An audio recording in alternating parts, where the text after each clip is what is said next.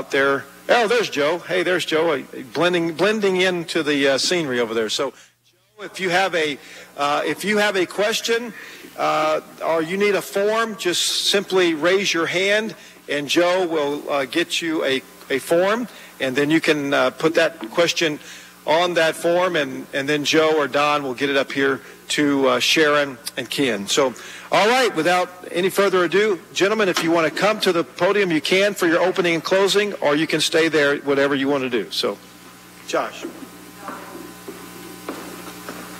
Thanks, Shan. Well, good evening, everyone, and thank you all for being here tonight. It's good to see this many people out and who showed some concern for our community. Sharon, Shan, Ken, it's always good to see you. Thank you for what you're all doing tonight. And also, I'd like to thank these gentlemen for participating tonight and being willing to step up and lead in our community. I'd like to take a little bit of time to tell you about why I've decided to seek the District 2 Commissioner seat. I enjoyed my time as a city councilman recently. I enjoyed serving my community, and I feel like I have the skill set necessary to bring a deliberate and proactive approach to the office of Commissioner.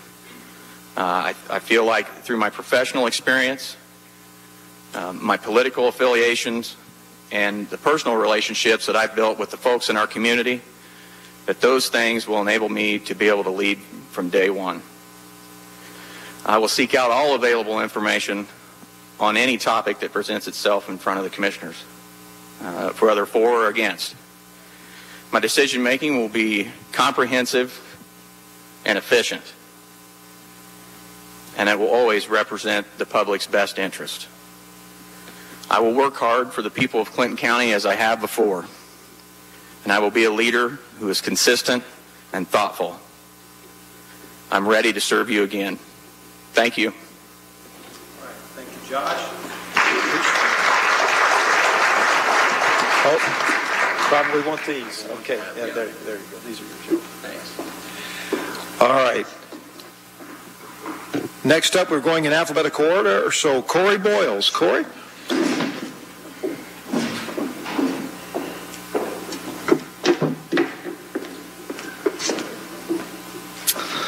It's been 4 years already. Dang. 4 years ago, when you guys elected me, I was 26 years old. I was wet behind the ears, as they would say. And I came up here and told you, this is what I want to do. These are the things I hope to do. Today, I stand before you, now 30, saying this is what I have done. These are the places I have accomplished what I told you I would do. So you're going to hear two different stories here today. You're going to hear two candidates giving you what they're going to do, and I'm going to inform you of what I have done and what I'm going to continue to do for you that is proven and can be tracked. These guys up here, they've been through quite a few of these. They've heard everything you could say.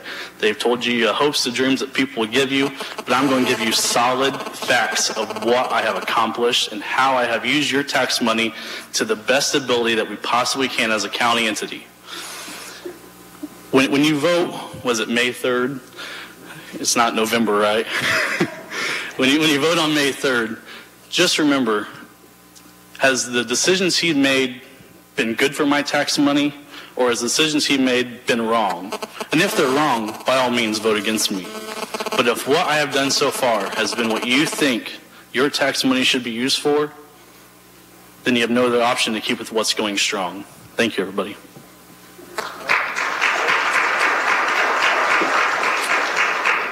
Also, I'm going to make another housekeeping announcement. If you have one of these, we'd ask that you would either silence them or turn them off. We'd appreciate that. It certainly would be much less interruptions here tonight. Okay, next up, third, Joe Sheets. Joe?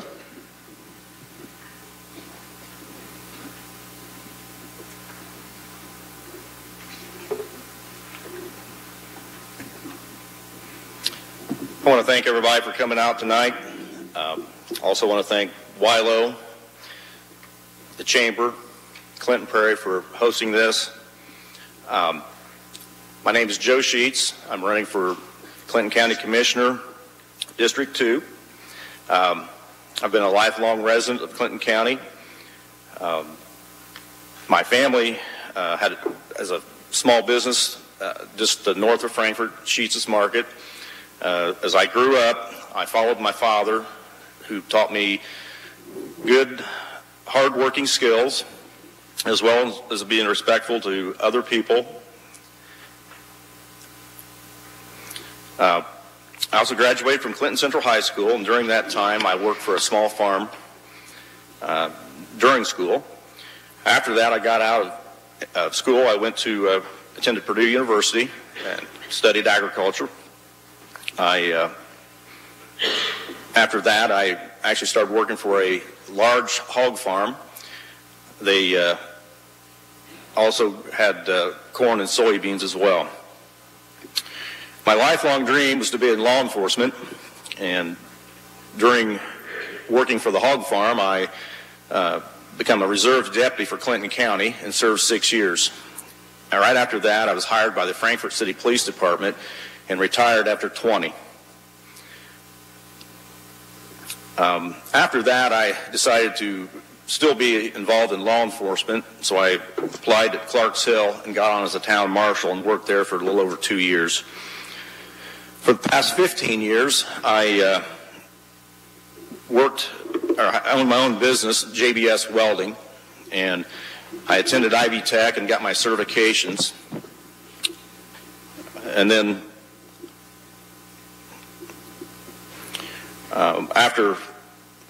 presently I work at Bunnell Cemetery as a groundskeeper. I enjoy serving the public, being a public servant, and as a commissioner I hope to continue doing that and work hard for everybody.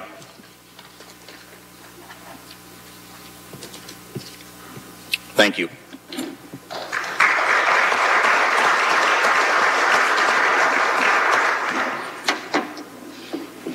All right, next up, it looks like Bert Weaver. Bert.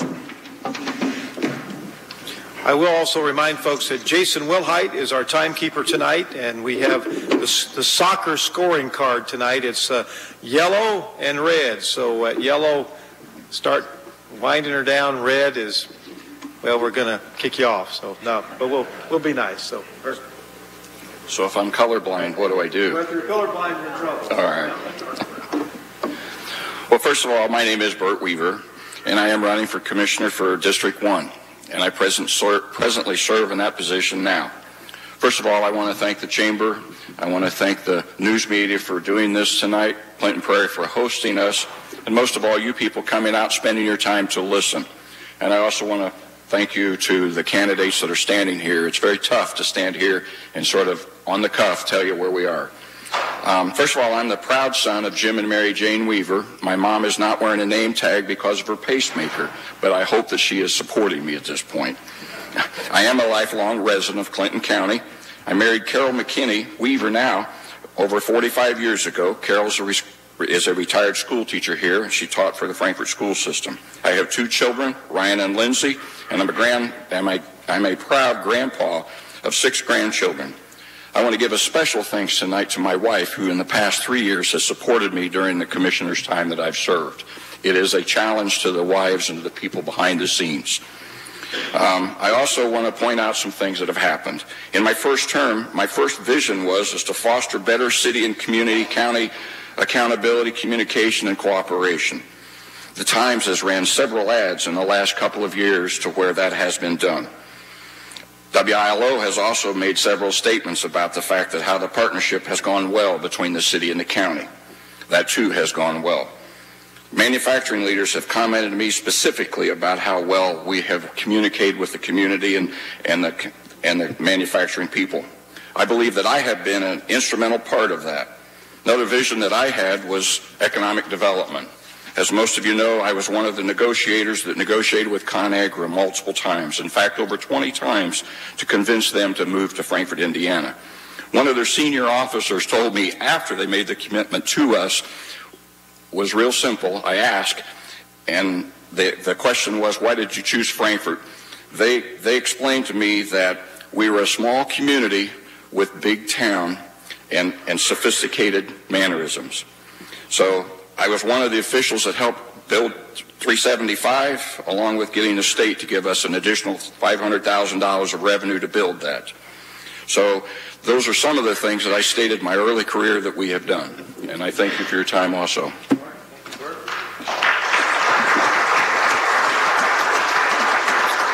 All right, last but not least, Steve said he was going to change his name to Albert so that he could get first, but it's Steve Woods. I bet you got called last a lot of times with that name, didn't you, Steve? Steve?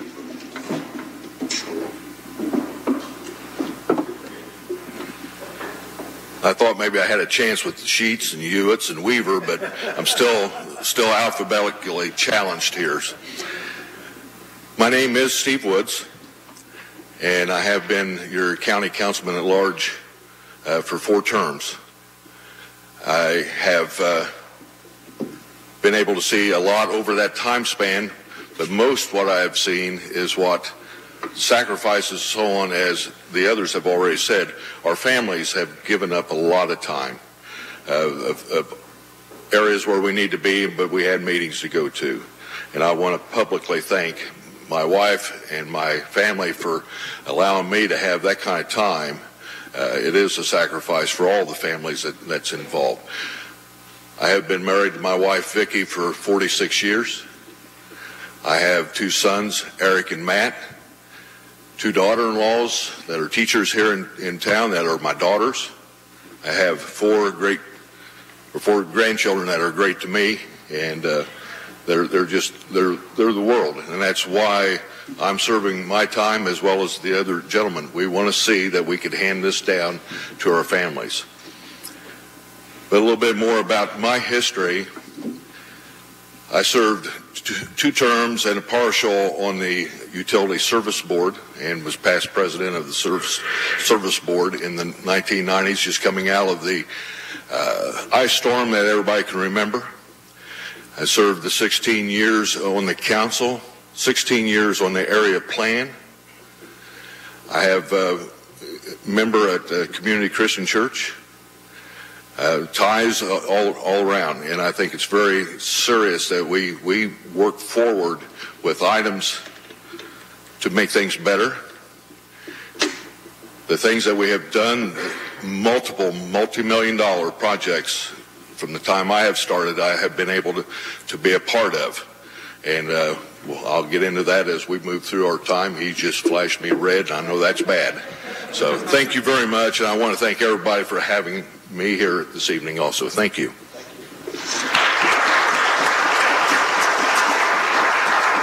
All right, thank you, Steve.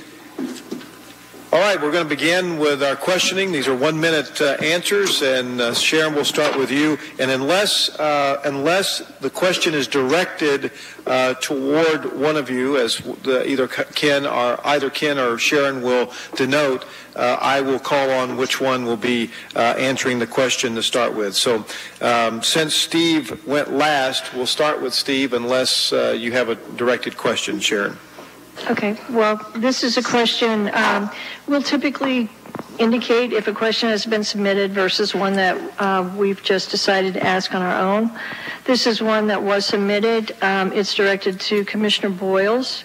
It has to do with the incident at the grade school, and if you would speak to whether or not you should be held to a higher standard.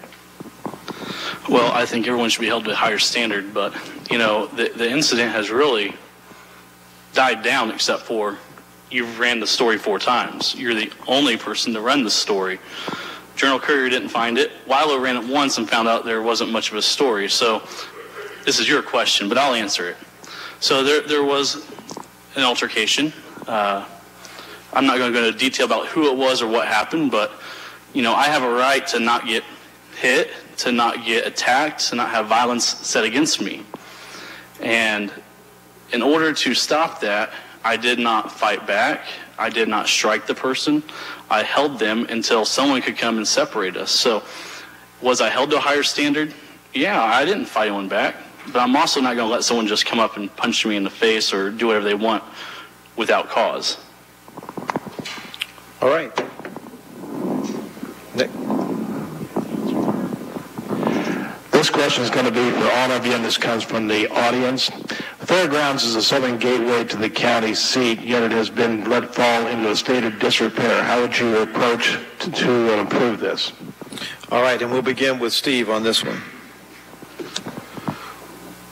Well, a lot has already been started. That working with the fairgrounds, you've seen that the group that is there, they've taken charge of a lot of things, but the county council that I've sat on, we've taken hold and making some changes as far as the monies that are being put into it. Can we spend more on it? Most definitely, but we have to take a look at our priorities. Where does that rate? So I think we're moving forward with it, and I think we will take a look at it as this year. I still have this year to serve, and as those questions come, we will take a look at them one by one and move forward. I think everybody wants to see that it is the gateway of Frankfort itself. It's a very central point for Clinton County. So yes, I'm all for doing whatever we can. They're putting in well over $100,000 in a new track. That will be some good things for the future also. All right, thank you. Now, Bert.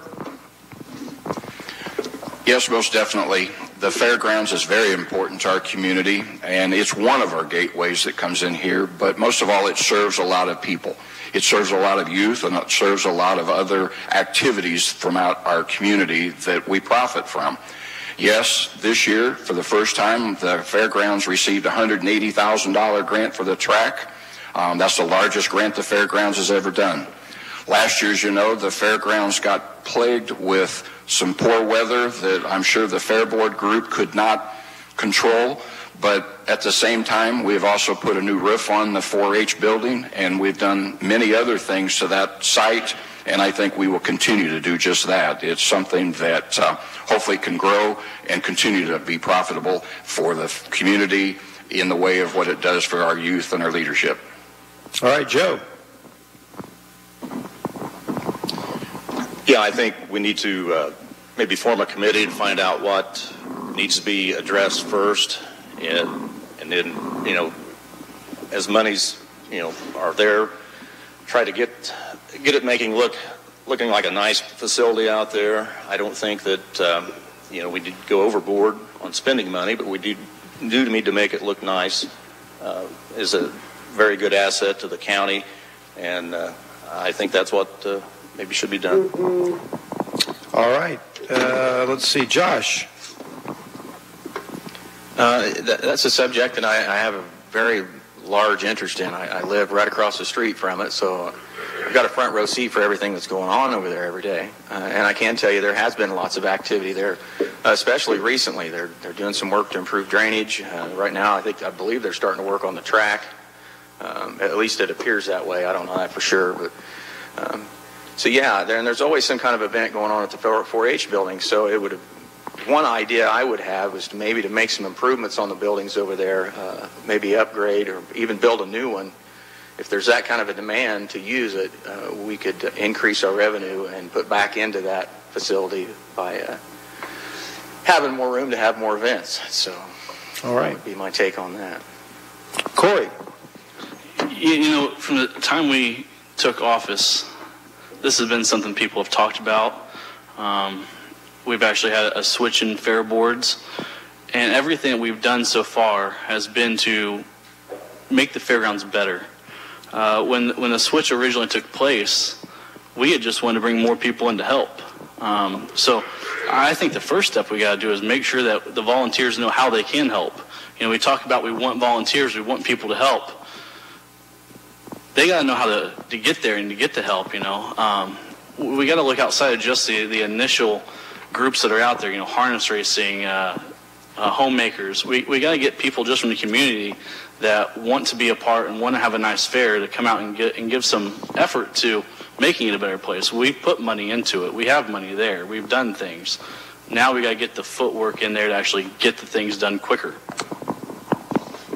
Okay, Sharon, back to you. Here's another question that like the first one really did come from the audience. What can we expect in terms of Commissioner's work or the county's position on renewable energy? We've got one question on renewable energy generally, maybe being proactive and not reactive, and then we have a specific question about what's your position on wind farms. All right, my schedule looks like it's Bert starting on this one. This is something that I've had the ability to research and look into. I have visited a wind farm. I have gone up in the tower. I have spoke to other communities around here. I can definitely say that I personally am against the building of wind farms. One of the first things that's happened is it first of all being sponsored or it was federally subsidized. The problem is that last year even the federal government was going to pull that subsidization away from them. That's number one. Number two, the electricity that it generates goes to the East Coast or West Coast, does not reduce any of our costs whatsoever. Number three, the problem is that it does have a negative effect on property values. Yes, there may be 15 or 20 people or farms that may be profitable because of the income that they receive, but I can tell you growth is not going to happen to our community. People are not going to build a $200,000 house in an area where there's a wind farm. It is not going to attract new business. I would much rather spend time and effort to get other people come into the area as opposed to the wind farms themselves. So I am definitely opposed to a wind farm. Okay, Joe. I really don't have an opinion on that. I've talked to several people about it. They've said that I've heard a lot of negativity as far as they're unsightly. There's a lot of noise created by them if you live close. I do know there'd probably be some pros to that. If a farmer had give up some of his ground for a windmill, he could probably get profit, be like a double crop. He would have the profit from the electricity it produces as well as some of the farm ground is still usable. So, I don't know until I had a lot of, more research to really have an opinion on it one way or the other. All right, Josh? Yeah, I don't have a position on that one way or the other than to say that were a topic like that to present itself in front of the Board of Commissioners, it would certainly warrant consideration. You would have to seek out all the facts for and against before you would make a blanket statement or ban on any type of renewable energy, and any type, not just wind. So yeah, I couldn't promise you anything today or make promises because I don't have all the facts in front of me of every specific situation. So. All right, Steve. At this point, there's not been anything that has come in front of the county other than the fact that I think that you have to be proactive. I've not made a stance on it that I'm pro or against. In the past, like I said, I've worked for 16 years on area plan. And I think you have to be proactive to say that you need to have a lot of things in place. The commissioners have the final say, so you shouldn't have to worry about that as we take a look at it. But there's a lot of things that need to change. I, too, have visited the windmill farms and looked at that, have studied a lot of things, been involved in a lot of the meetings throughout the county. And a lot of things have changed from that time. 16 years ago when this came, the government was putting a lot of money into it. That definitely is slowing down. So I don't know that it's a thing to worry about, but I think you have to be proactive enough to know that you're putting things in place. It's no different than building a road and saying, here's our weight limits, here's our speed limits, in case you bring something down here. We have to be prepared for it, and I think I've been working towards that for 16 years. Okay. Corey. I hope the person that wrote that has a solar panel on their house.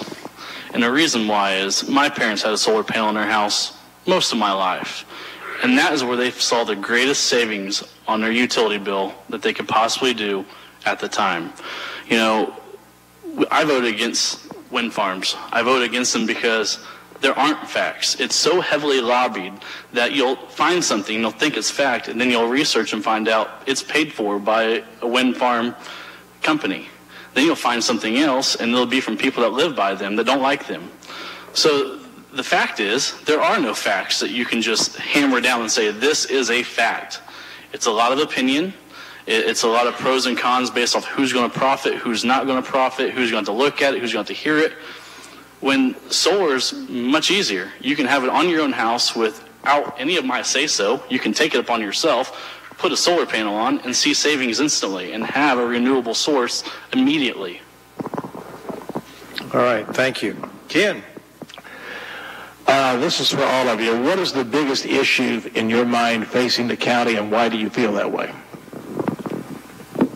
And we'll begin with Joe. I think maybe the biggest issues is the contract with the hospital.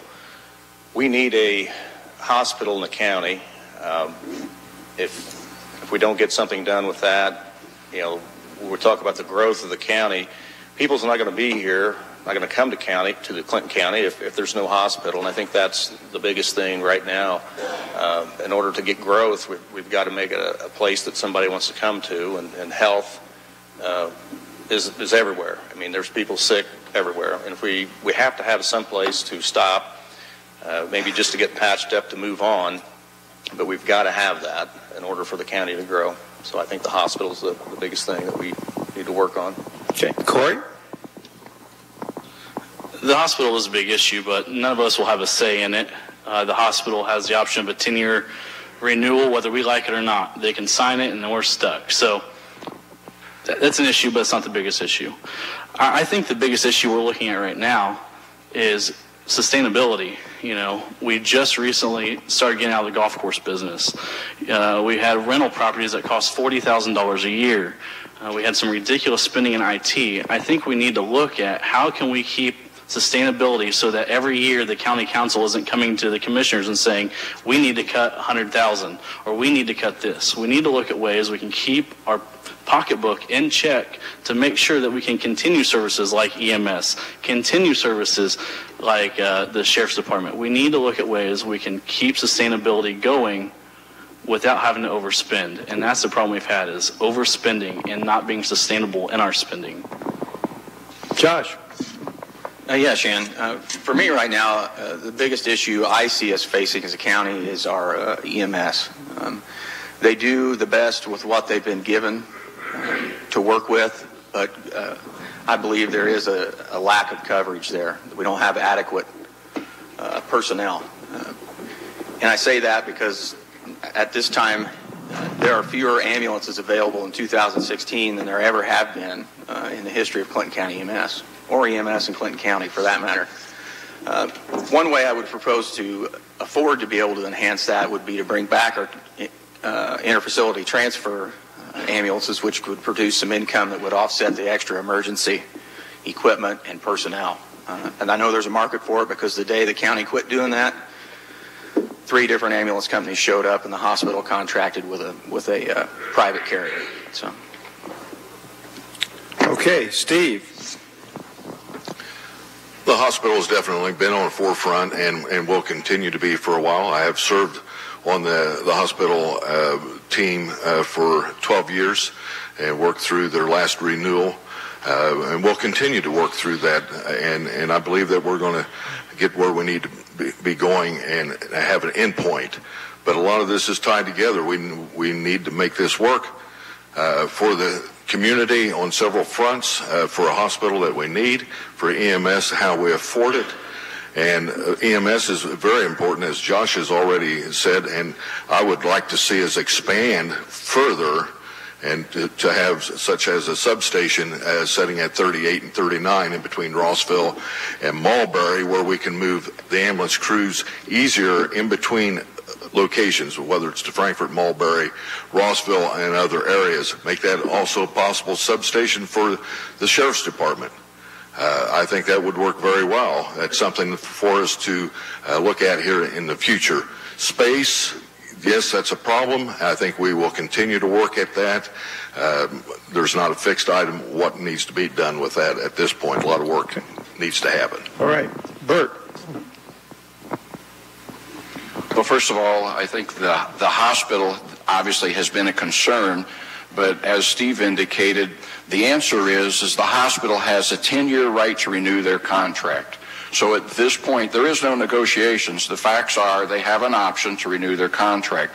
Now, during that time, the negotiating committee in which I've served as the president for, we have worked with, spoke with, worked on details and some of the problems that exist on both sides of the table.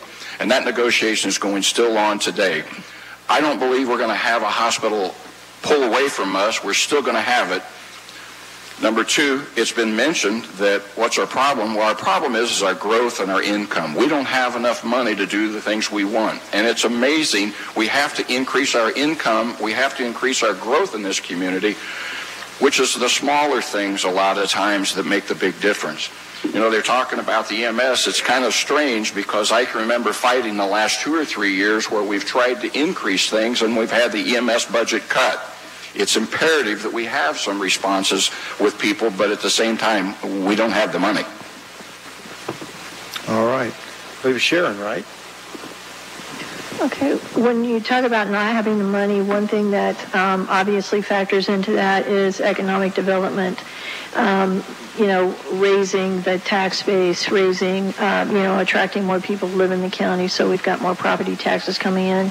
So what do each of you feel is the best mechanism for developing more commerce in the county? And one of the issues that's been discussed recently has been infrastructure.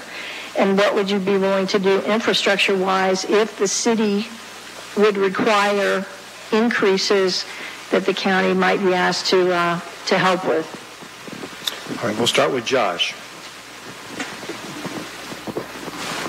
Well, I think if we have to continue to work together as a city and a county to attract more businesses. I think we have excellent infrastructure in place. We have excellent rail service, electric, water. Everything is in place.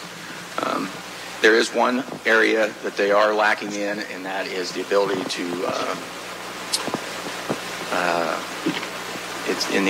to treat the water that's brought back to the wastewater treatment plant. They're at their capacity. So if there was a way that we could all work together to see that would go forward and be improved and attract more economic development, I think that's something I would definitely be in favor of. There's an old saying, a rising tide lifts all boats, and I think that's what we have to keep in mind. All right, Bert. About a year ago, I became aware in dealing with ConAgra that the city's wastewater treatment plant was about at 90% capacity. And what that means is even if we were to bring on ConAgra's manufacturing situation right now, their wastewater treatment is not large enough to support us.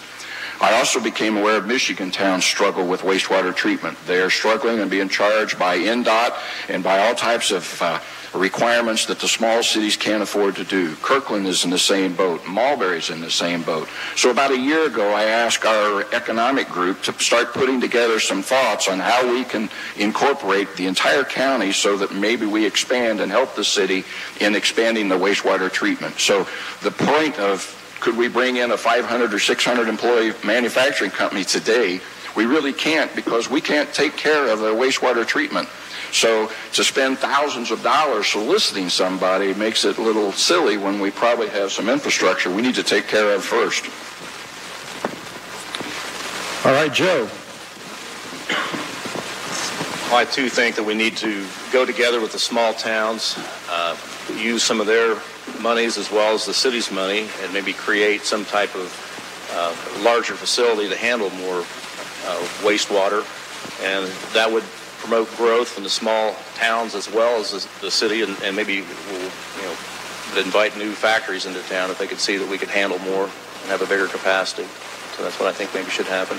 Okay. Corey? The best way for economic development is through the chamber. Let's be honest, that's what they're paid to do, is to bring companies in here. Once they get here, it's our job to sell the place. And it's hard to sell someone a place if we tell them their water's going to be dirty. So that's the number one goal of what has to happen. Now, when it comes to city-county funds, if we are going to maintain doing city-county funds on projects, we need to do it across the board. We can't pick and choose when we do city-county and when we don't. Example is Humane Society. The county pays them, I think, $85,000 a year, and the city gives nothing. And the argument always is, well, they're already taxed to the county, so why did the city pay? So we can't have this double standard. We need to get on board with everything. If we're going to do city-county joint projects, we have to do it across the board for services that help across the board people. We can't pick and choose who and when we want to help. So the best thing we can do is make sure the chamber is bringing people in, and then we have to sell ourselves and put ourselves in line with the infrastructure to get the job done. That's our job. Okay, Steve. I would continue to do what I started well over 10 years ago when we started the East Side drainage along with the 28 project. I was the liaison between all 5 entities that come together to work. And I think that we will still continue to do that. We've done it now for well over 10 years. I see that we will continue to do that. But on the other hand, we don't have to stop asking and looking for factories. We may not want to have a food manufacturer for the time being until we get that solved. But there are a lot of others that are not water hogs as food is. So I think we will continue to look at that, and we've got very viable land out there and people that will continue to look. And I think as a group, all of us will come together as we have and see that we're going to continue to grow. All right, Ken. This question is from the audience, and I'm going to add a couple little things to it as well. What is being done to clean up the unsightly trash on the road at the landfill? Also now, and I'll add this onto it, do you guys think you need a new contract and or do you need it with somebody else? We'll begin with Corey. Of course we need a new contract, but we can't. That's the idea of a contract, is it's there until the contract runs out. We get shorted on how much we make from them, and some of the language is pretty vague. I drove past there today on my way to Adelphi on my way back, and that trash is still everywhere. Commissioner Shoemaker let me know today that he has been in touch with the landfill, and they do plan on setting up a meeting so we can discuss it. We just talked about the fairgrounds being a gateway in. Well, so is the landfill. It's a gateway in from the north. So we can't say we got to do all this for the fairgrounds and ignore the landfill. The landfill, they've got some work that needs done, and it's, in my opinion, absolutely awful. There's trash bags in the ditch right now. There's debris clear down a mile, 2 miles down the road. So we really need to hold their feet to the fire. You know, if that was one of you guys with trash like that at your house, we'd be knocking on your door right now ready to hit you with a fine. I think we need to do the same. We need to hold their feet to the fire. All right, Bert. Well, one of the committees that I've served as a liaison is the landfill committee for the last 3 years. And some facts need to be told again so that people know. First of all, the contract is 37 pages, and it's written by 28 attorneys with the largest world landfill in the country, in the world. So it is a little difficult. It's like Goliath going against, it's a hurdle that is very tough and difficult. One of the problems, let me read the contract, page 1, effective date and term. The agreement of this contract by all parties of this agreement will continue as long as the company disposes waste in the landfill. You know what? That's an indefinite contract that we have. It was signed in 2004 by previous commissioners. Problem number 2 is that the landfill contract talks about when the expansion of the East Side landfill, they will do things. Well, ladies and gentlemen, the East Side has been there for about 10 years since this contract was written, and it's probably another 4 years before they go to the East Side. We can't break the contract and spend about $150,000 to tell them that they're a breach of contract. So it's a battle that continues, I guess, at this point. Steve? Okay, the East Side has only been there about 5 years, a little over 5 years, and things are running a little slower. I think everybody expected that they're going to be over with. I'm not going to tear apart what other gentlemen did 5, 6, 7, 8, 10 years ago. That was a good deal. Possibly, you can argue in hindsight real easy, but nobody is turning away $56,000.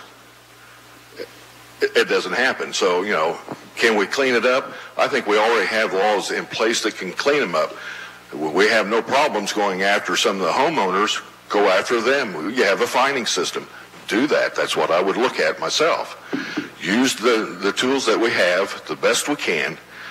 But to say that we're going to rewrite a contract, that usually is not going to happen.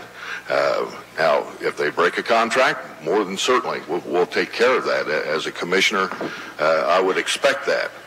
But also, to have a contract, you have to honor that contract. But use the laws that are in place to clean it up.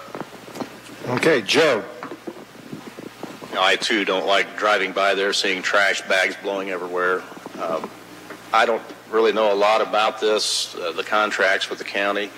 However, I don't know whether they could use some of the methane gas that's being produced out there. You drive by at night and see the little flames going off that mountain. Is it an option, or maybe somebody get the word to them? Maybe they could use that same methane to help, construct a large incinerator to incinerate that, dump the stuff inside a building where it's not blowing around, and push it into an incinerator.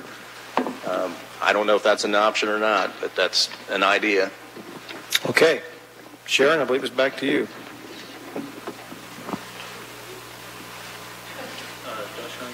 Oh, Josh, I'm sorry.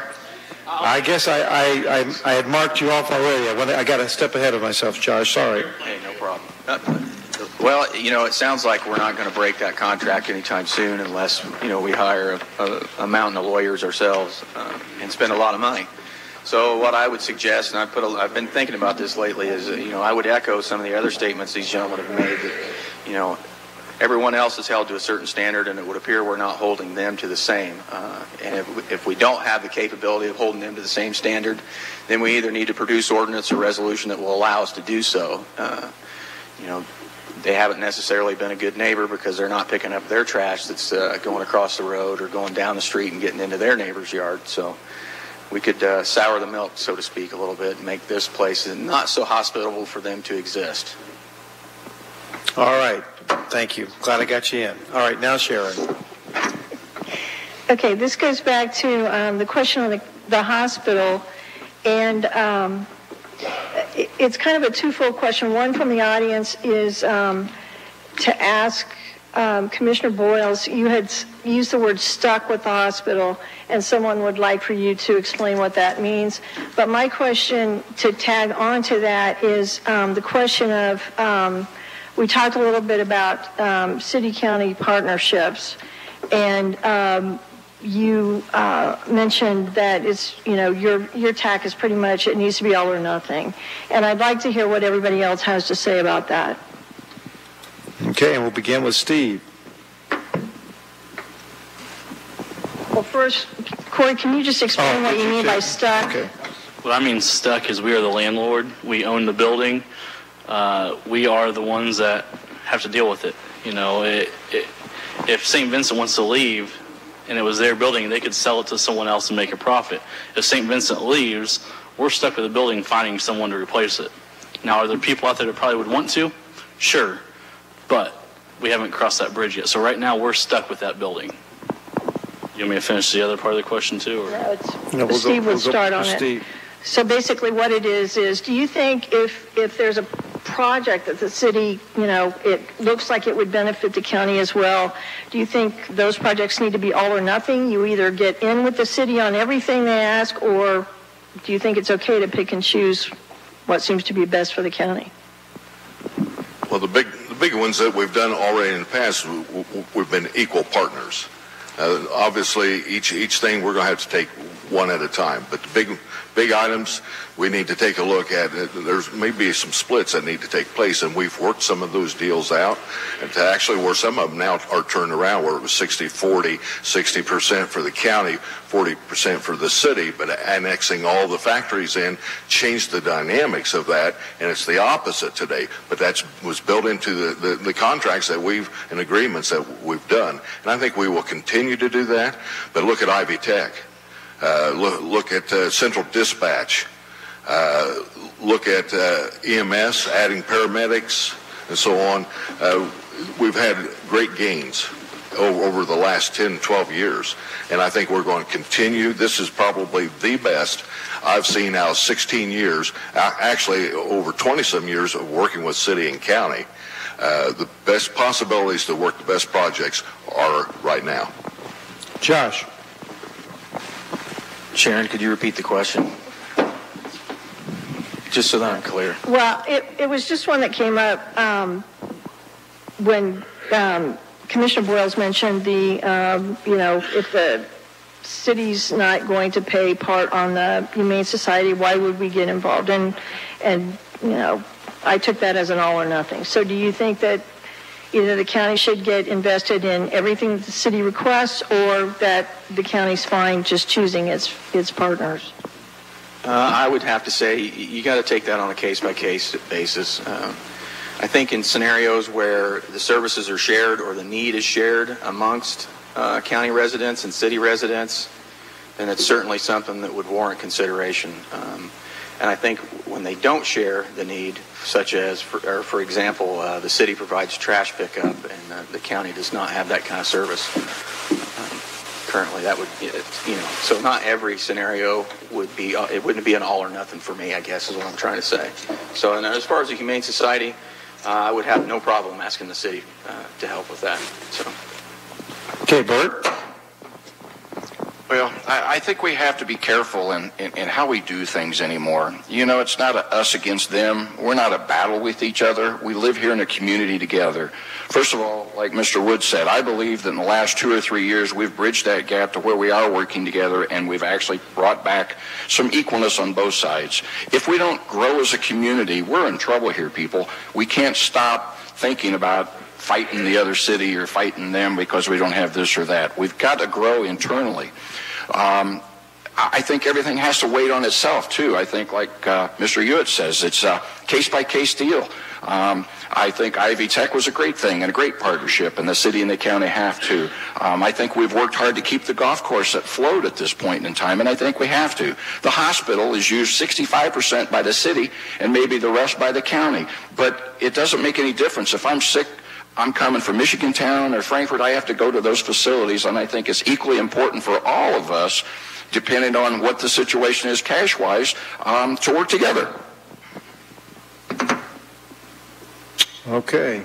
And let's go to Joe, and then Corey, we'll let you also finish that as well. Joe? Well, I think we need to share and share alike. I don't think that the city should be exempt, nor the county. I think we all have to pay our dues. And as far as the Humane Society, I know working as a policeman, we had several cases of dogs running loose, so I think that the city ought to share in that as well. All right, Corey. We want to talk percentages. Over 60% of the animal control calls are from the city. So I think they're getting their fair share of use from a county-provided service. I think they should pitch in. And, it's been something that's been going on since Josh was on the council, of this idea that we need some help from it. They're on a year-by-year basis, which means if 1 year they don't obtain their goals and donations, they close. Let me repeat. In 1 year, if they don't get their donations, they will close, and then the police officers are going to get a whole lot of dog calls. But what I mean by we need to work together on everything is anything that's going to benefit our community, why would we not work together on it? Why should we say, well, that's more of a city thing, let the city handle it?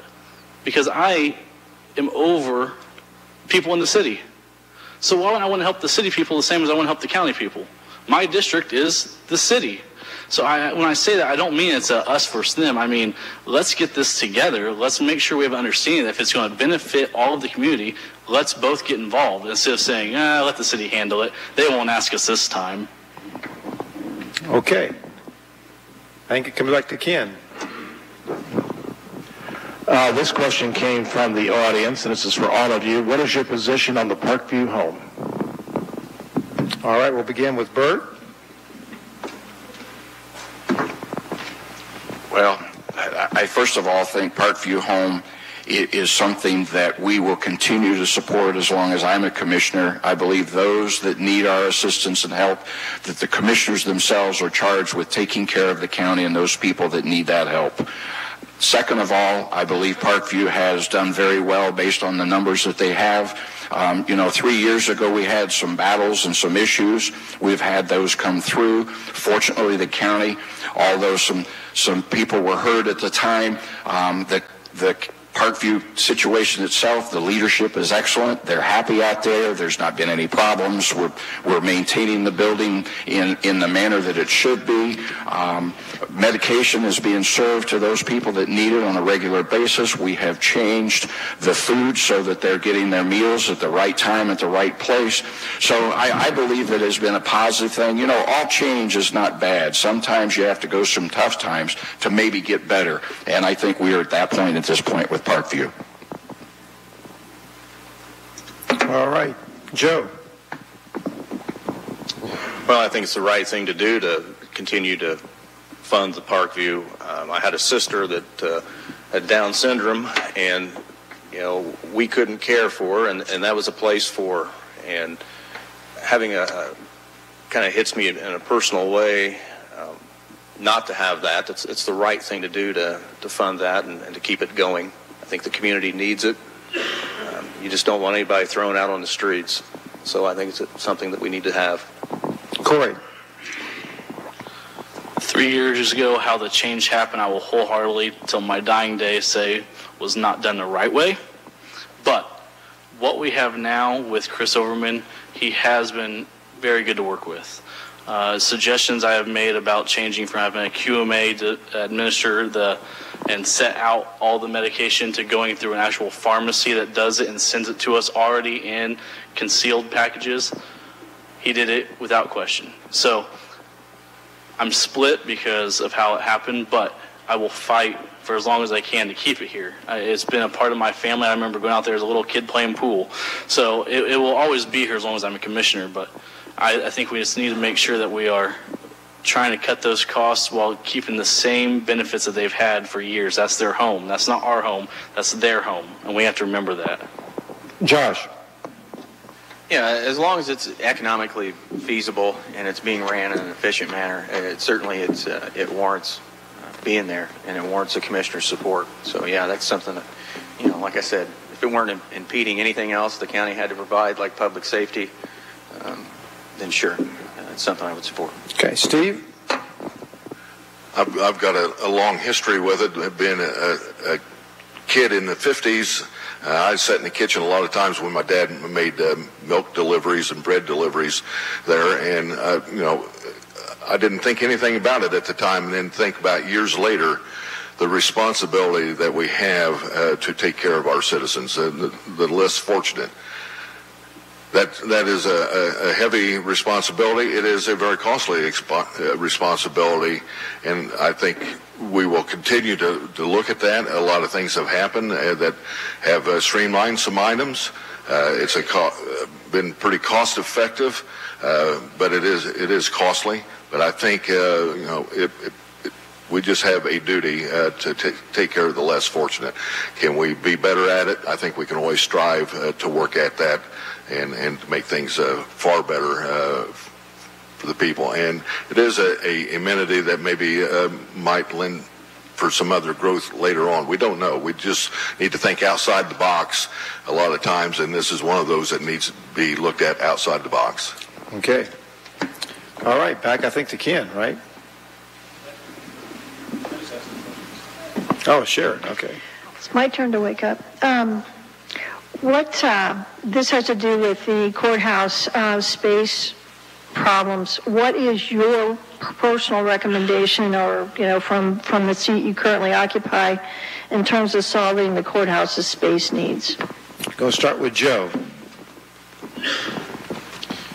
Well, I personally think they need to probably put the probation back in the courthouse, get the courthouse to what it's originally designed for, put everything in there that you need for the courts, i.e. the circuit court and superior court, have it in there, and then maybe move all the other offices that doesn't really pertain to the court system in another building, if funds provide that.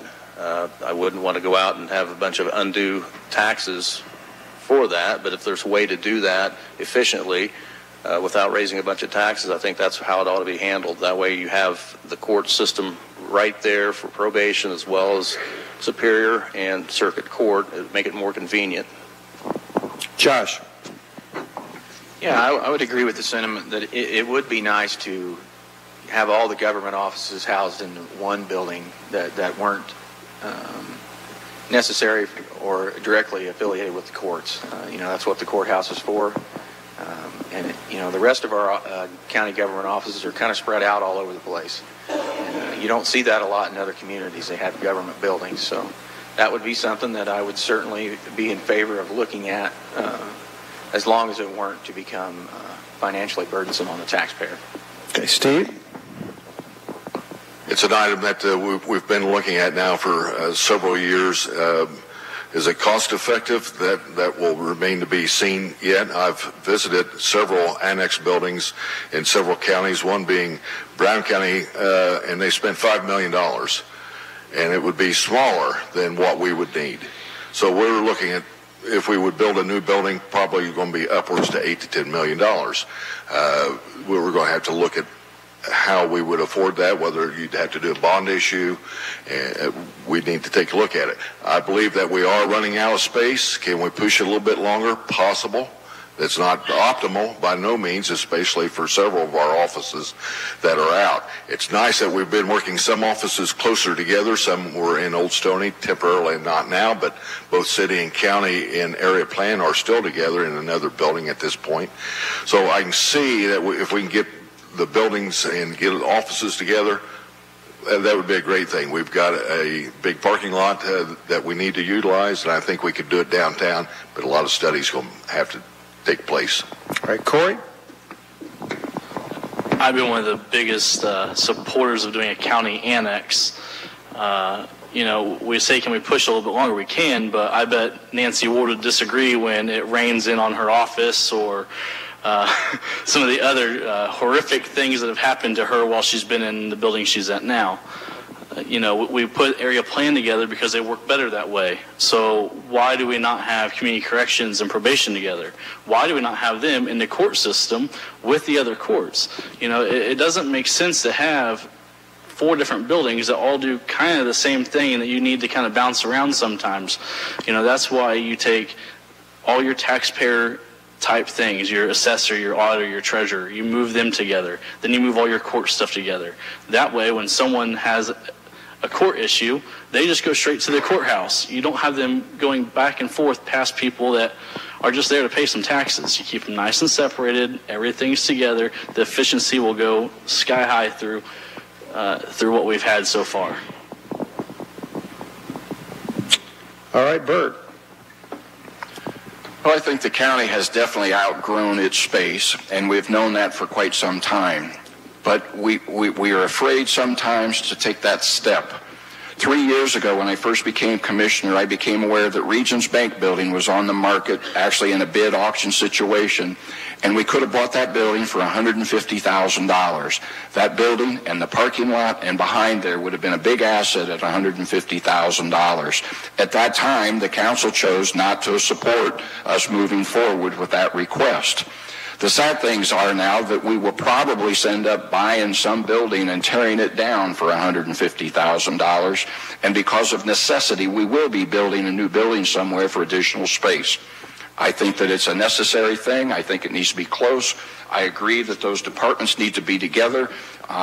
We have bought small pieces and remodeled them and leased other people and paid other things, but all we've done is remodeled somebody else's building, and I think we need to stop that. All right. Ken, it's back to you. All right, this is another question that came from the audience. Are there any plans to clean up the junkyard that is in the county on State Road 28 West or to have it beautified? All right, and looks like we're going to begin with Josh. I don't know of any plans in place currently to clean up the junkyard on 28 West in Clinton County. If I understand the question correctly, is that what you were asking me? Okay. Corey? The only reason why it's in the county still is because the city annexed around it. They went completely around it to leave it in the county. So are there plans to tell them to clean it up? No. It's been there so long, and I remember it from when I was a kid. I'm 30, so I can remember as a little boy trying to sneak over and play on some of the old stuff at my grandpa's church. So, it's been like that forever. If there were complaints towards it, I think we'd have to look at our ordinances and see if we have any grounds with it being a junkyard and being classified as a junkyard. So I don't really have an answer without going through Tom Little first. All right, Bert. One of the things 3 years ago I stated when I ran as commissioner was that we need to clean up Clinton County. I have tried, in fact, we have cleaned up 15 locations throughout the county. The Boylston elevator, the property to the north of that, a property on 425, it is down. The problem is that we, the county, do not have the funds to go in and remodel or remove some of this trash or the locations that need to be done. We don't have the funds allocated, appropriated, or be able to use. So what we have to do is work with people so that they take care of those properties the best we can.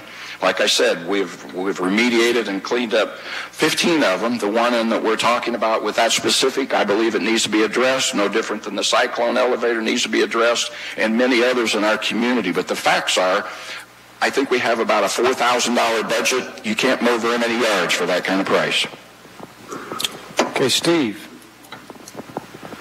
One, that is, it's personal property. That it's a business as far as I can see. We don't dictate what they do. We do have laws in place. Like I said, I'm not aware that they've gotten any type of complaints. They're not the only junkyard that needs to be maybe cleaned up to have eye appeal. So would it be nice? Yes, most definitely nice to have it cleaned up as we march towards 65, and we want our front door looking nice. Joe. I know of nothing that they're going to be doing about it. There again, I know very little. However, I've had several people complain about it. That was an issue that was brought to me before. There again, it is a business. I know when I worked for the police department that if there's businesses own property, there's ordinances that protect them. So whether we can do anything about it, I don't know. So, all right. Sharon, back to you. Okay, this is a question from the audience. Would you consider hiring a qualified county manager to report on county business, similar to what Mark Mills does with the Plan Commission? We'll begin with Corey. Then what's my job? Because that's what we do. That's what commissioners are supposed to do. We're supposed to make sure that we are managing the county and doing what's right. Problem is that we've sat up here and talked about budget issues and budget issues and budget issues. So now we're going to hire another employee. What are we going to pay this person? $50,000? My job is to do that. If you have an issue, you're supposed to come to one of us commissioners. We will handle it for you. That's why we're here. Give me a call. My number's in the newspaper. They publish it every day. Call me. That's what I'm supposed to do. All right, Steve.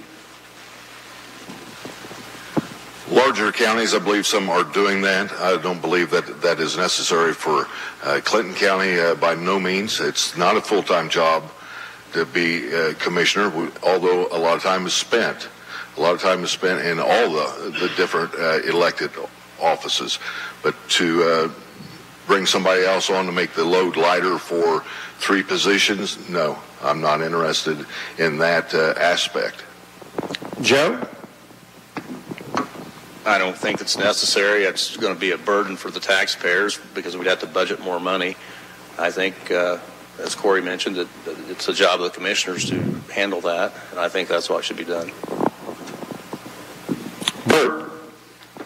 I would not be in favor of it either. I also believe that it's the job of the 3 commissioners to do, and to be honest, that's why we have 3 commissioners, to shoulder the burden of many things and working together to do that. I think it's imperative that the 3 commissioners work together on certain projects or certain things so that we don't have to add that additional expense or that additional burden.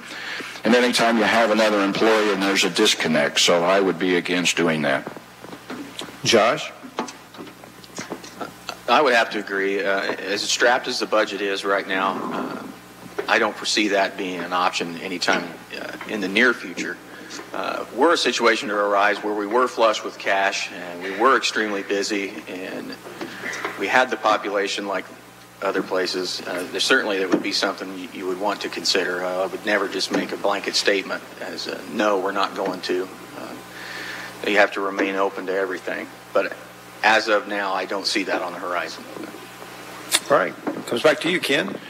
Okay, this is another question from the audience. How can you, as a commissioner, make our government more transparent, particularly in the expenditure of our tax dollars? Going to begin with Steve.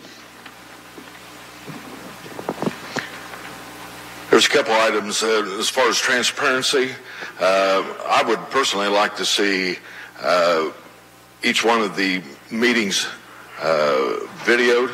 And just as we do in our church, we video, and the next day it's up and out on the cloud. I think you can do that very, very reasonable, even though we have WILO TV and so on. That may be an option later on down the road. The transparency, I was here Tuesday night. They were talking about evening meetings and versus morning meetings and so on. I go to all kinds of meetings. It doesn't make any difference whether it's night or whether it's morning. It's only if we're affecting your property, you're going to show up. If we're affecting your taxes, you may show up. But property's number one. But transparency, you have to understand the IC codes. I have spent the last 20-some years working with IC codes. And that's where transparencies come to play, to know how to get your budgets out, know how to get them out and allow everybody to see them. Nothing should be hid. Your open door laws, to understand when you can and cannot have meetings. Our notices, that's why we have attorneys.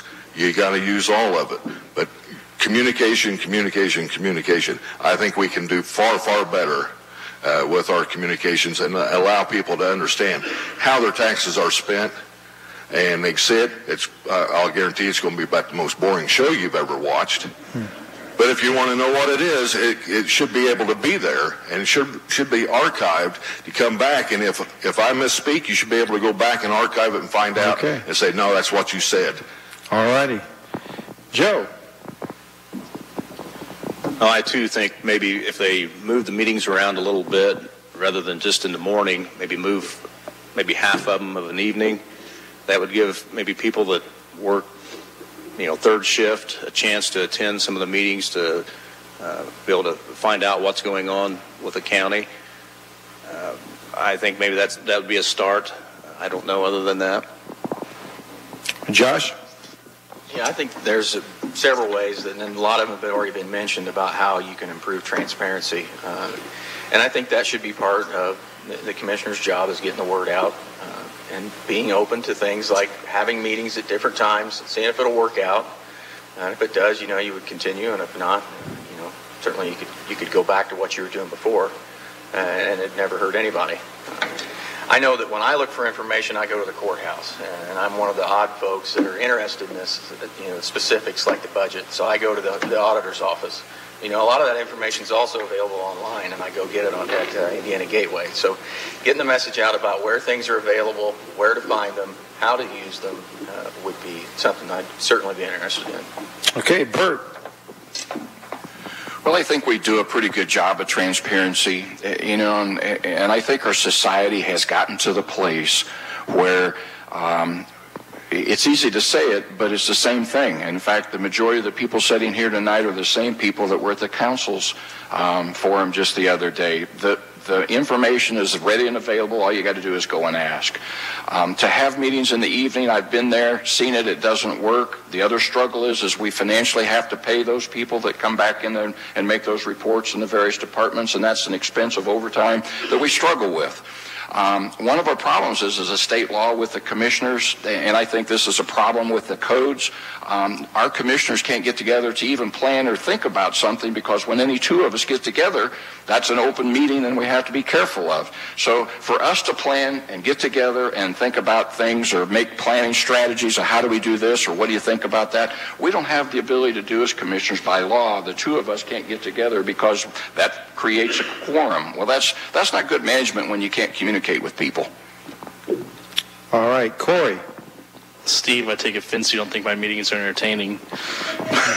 But, this is something that is constantly going on. I'm over top of the IT for the county, and this year's project, since we've already done new servers, new computers, and the list goes on and what we've upgraded, is to redo our website. And one of the things that we've been working at since we went to a paperless board meeting is we can post agendas and all that straight from our paperless board meeting system onto a new website. So I actually have a meeting, I think it's April 7th, to meet with the IT, ACCS, and start working on making a new website so that people can sit at home and possibly do a record our meeting type thing, or at least audio, because right now we keep track of all audio. So maybe we can put the audio on right away. But this is something we've been working towards, and I specifically with the website. So I think we do a good job, but we can always do better. All right, Sharon. Well, we're going to go one more question here. Okay. It's hard to believe it's been an hour and 15 minutes, and then they have 3 minutes to wrap up. So perfect. All right. I would just like each of you to describe your leadership style and give an example of that. We'll start with Bert. Can you describe your leadership style and give an example of it? My leadership style. Microphone. I'm sorry. No one. I would say my leadership style is one, to lead by example. I want to be involved. I want to hear. I have been active in going to the meetings, many of them, and you have to learn what everybody's doing in order to make a judgment call. You have to listen. Quite honestly, sometimes what you hear is not necessarily the good things or the bad things, but it's for the county's sake that you have to listen and play a part of. So I would say that I'm a good listener, but at the same time, I'm not afraid to take a stand. There are times as executive branch, you have to make a decision, and maybe it doesn't really set well with some people. Maybe it's not your idea, but for the best of the county and best of all of the information that's given, you have to have that example and be able to take a stance and say, here's what you do. So I would say that I lead by example. All right, Corey. I just lead.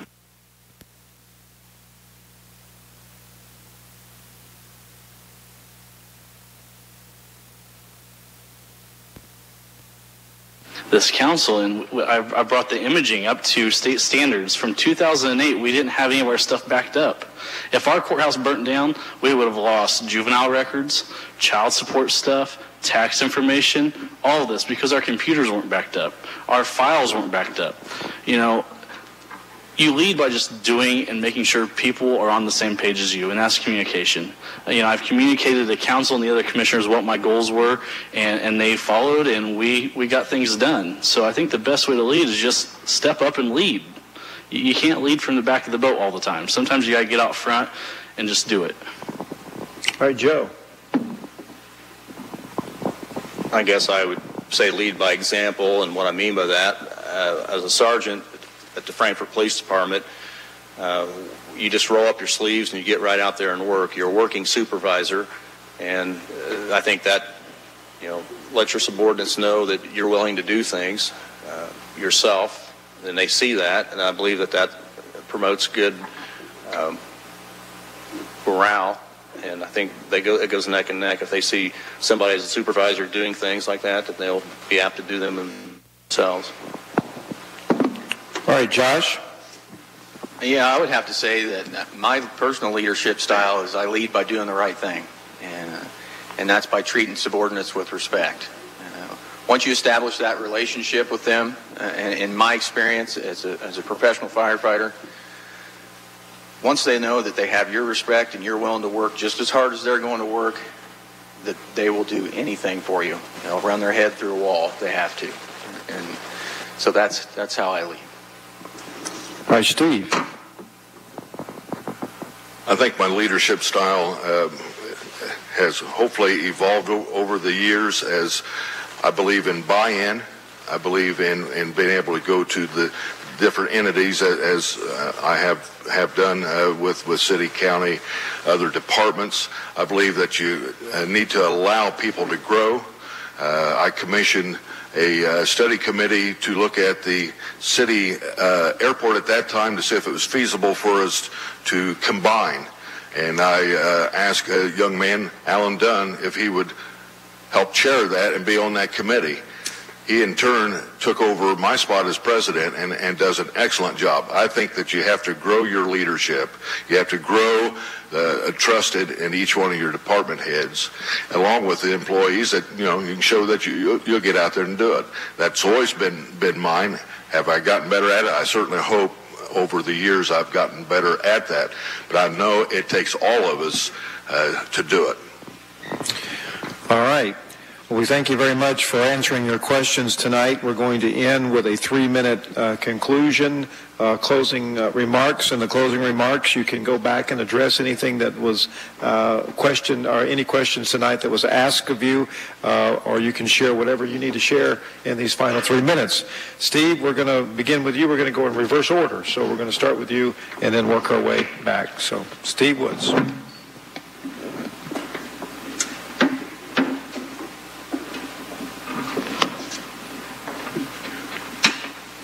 I think that I hope that I have earned everybody's trust over the 20-some years that I've tried to reach out. I think that it's imperative that we all work to pay back. I have been blessed, and I think that is my duty to do that.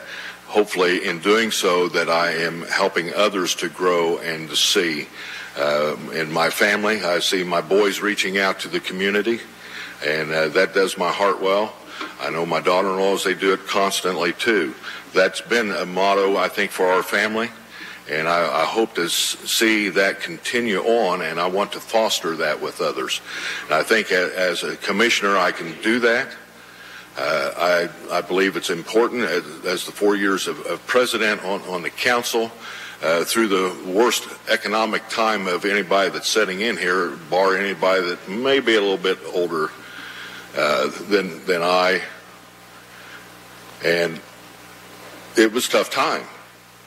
But everybody really come in and worked on it, and at the same time I seen people grow, and that's very important.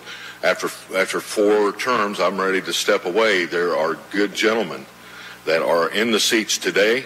There's good gentlemen that I've seen here Tuesday night are willing to step forward. That does my heart well. But I'm not done yet. I hope to continue for 4 more years. That's been my plan for a long time. I think I've served time where I needed to serve time, to understand the fiscal side, so I can now take a look at the projects and understand and not overspend what the budgets are. Not to sit there and dictate that this is the area I want to go to. I need to understand the whole process. I have been through the process from the bottom, and I'm trying to move to the top. I have been at probably well over 250, 300 commissioner meetings. I think it's just important. I've gone to every possible meeting, bar a few, just so I can stay on top and know what is happening, and then be able to bring it back to the council, or to be able to answer a question if we have that. But I want to be able to be in working with 2 other gentlemen to work forward. Like you said, we have laws for a reason, and it is hard. I understand that you cannot meet as commissioners 2 or 3 without anybody. I don't want that. That's not transparency. I don't want to give any perception that way. And I don't think anybody else does either. I think that's why the forefathers were smart enough to put that in place. It's hard to work around, but I think you can work at it. And one final note, I think that we can take a look at some town hall type meetings and let the other type business that we do through the mornings where we have department heads, but we can go out to the small towns maybe once a month and move around and have some town hall meetings. All 3, as long as it's advertised, we can do that, and I'm more than willing to do that. All right, thank you. Steve Woods, District 1 Commissioner contender, and his opponent, that is the incumbent, Mr. Burt Weaver.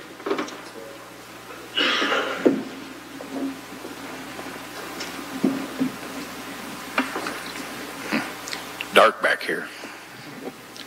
A couple things I would like to kind of bring back up to the table a little bit, because I think it's important for you to understand. In reference to the landfill, I'm looking at the contract, and it's hard to hold feet to the fire, and this is paragraph number 7, county host fees escalations. And it goes on and talks about the county host fees shall be entitled to, for example, to increase and receive a gate rate. The increase of the county host fees will take effect for the waste received in the east side landfill during the first calendar year of the first year.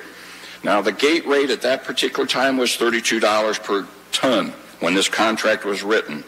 But guess what?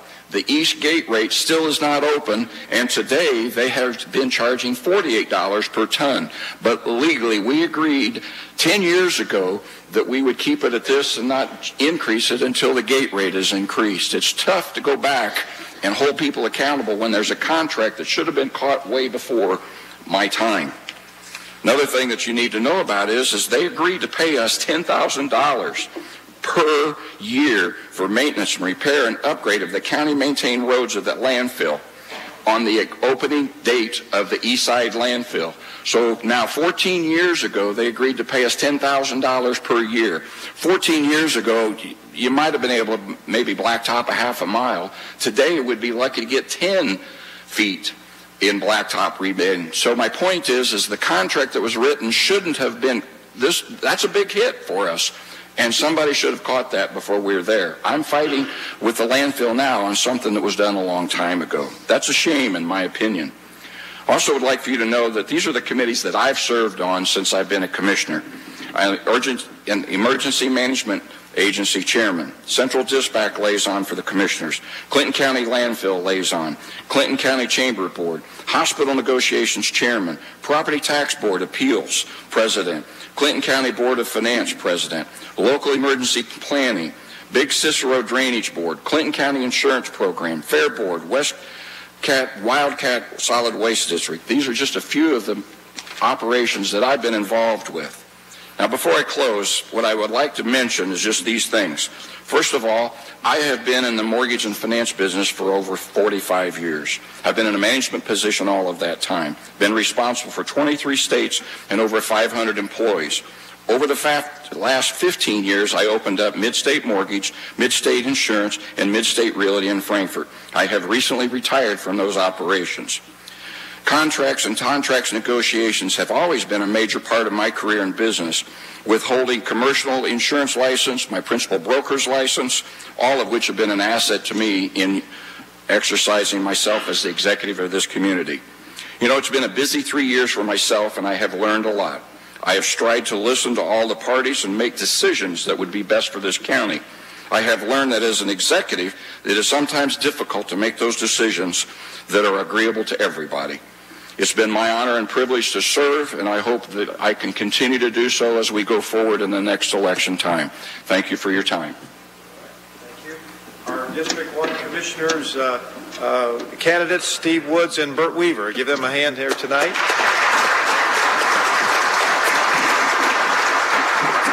Our Commissioner District 2 candidates, and we'll begin with Josh Hewitts. Josh?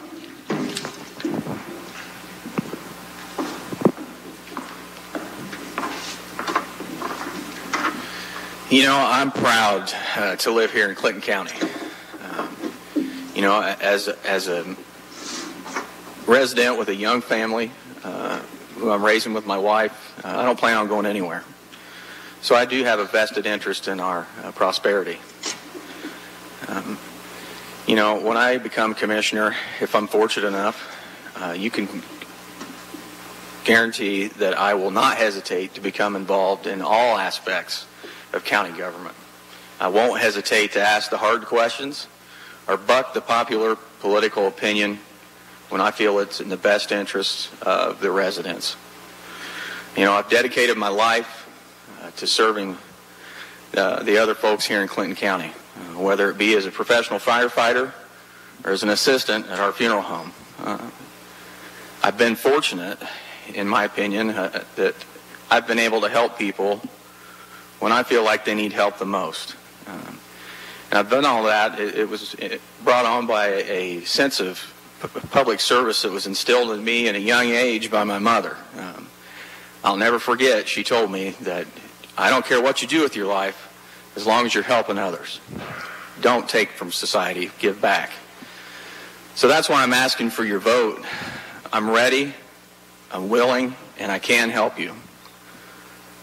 I'm Josh Ewitz, and I'm running for commissioner. Thank you. All right. Joe Sheets.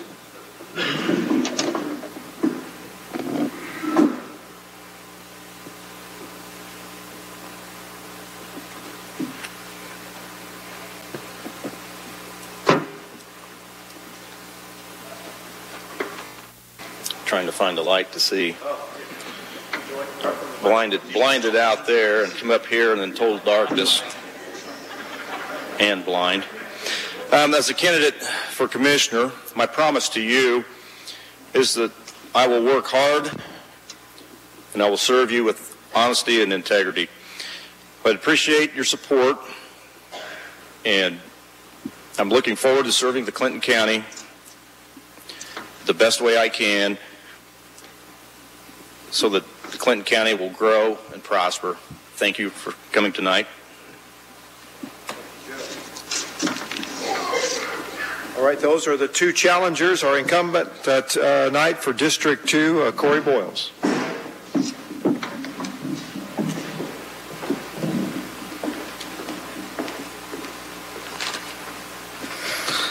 The end is here so fast. I'm going to give you some numbers. $120,000.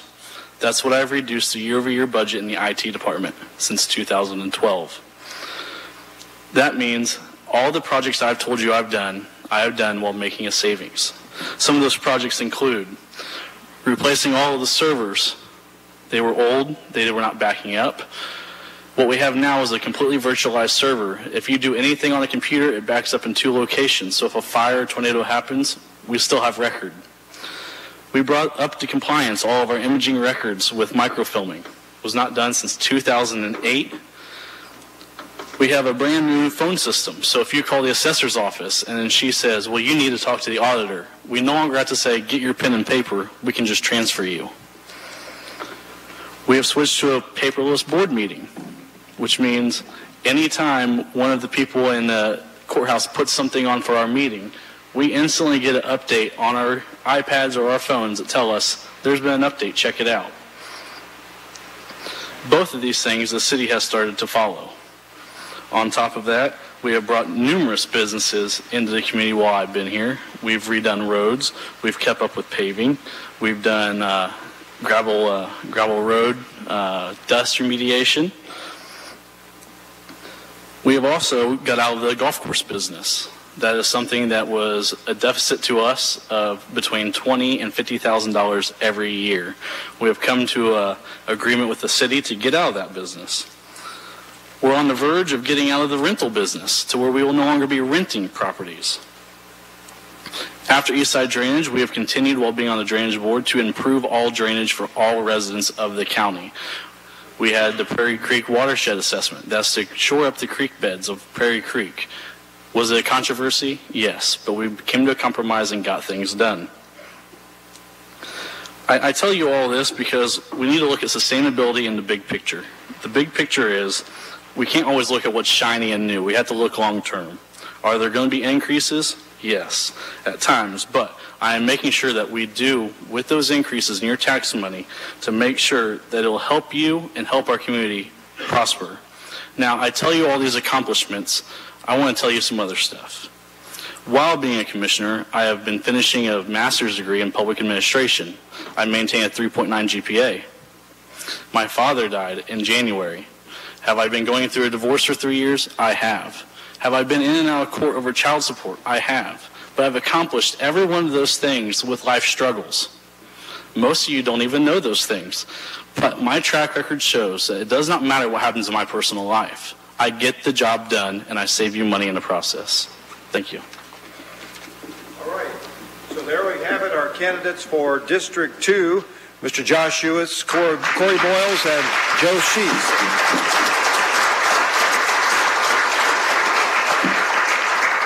You know, it's a testament. Several years ago when we started the forums, I can remember having just a handful of folks in the audience. It's good to see so many out tonight.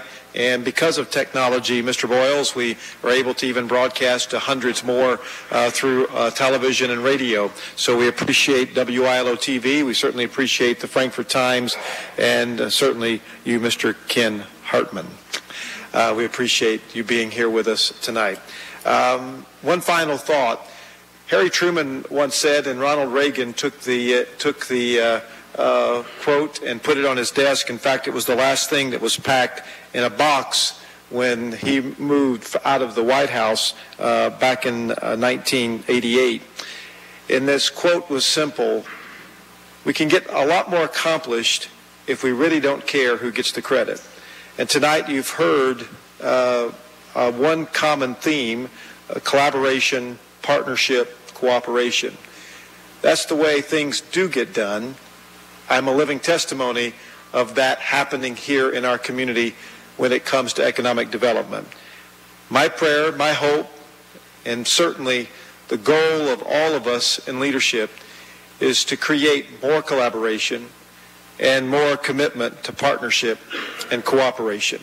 Thank you for being here. Thank you for being a great community partner with us, the Chamber and Economic Development, and we certainly appreciate all those like Clinton Prairie who have opened the doors here tonight. Thank you. Have a good night and be safe driving home. You have been listening to the Clinton County Primary Political Forums from the Clinton Prairie High School Auditorium on Casper Media. This program was brought to you in part by Wampler Services Incorporated, Encompass Credit Union, Dave's Auto and Radiator Repair, the City of Frankfurt, and Casper Media. This has been a Casper Broadcasting News presentation.